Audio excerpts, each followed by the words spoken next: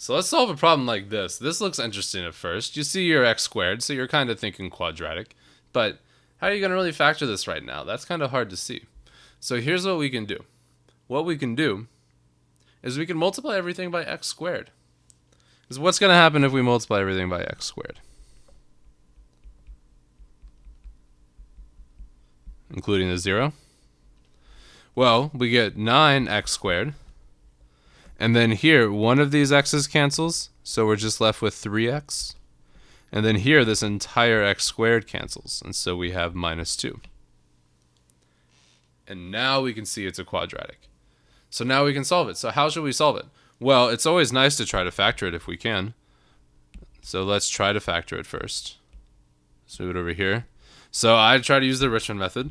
So let's do the first step of the Richmond method and see if it'll factor. X squared plus 3x minus 18. Yes, definitely, that will factor. I don't like to write equals 0 there, because that's not the same equation. It just helps us. But now we can factor x plus 3, x plus 6, x minus 3. Right? Yes. And then divide by 9. And so we get x plus 2/3. And x minus 1/3. And if you notice, we could get our solutions from right there, but I do like to finish out the Richmond method, finish factoring. So it's factored as 3x plus 2 times 3x minus 1 equals 0.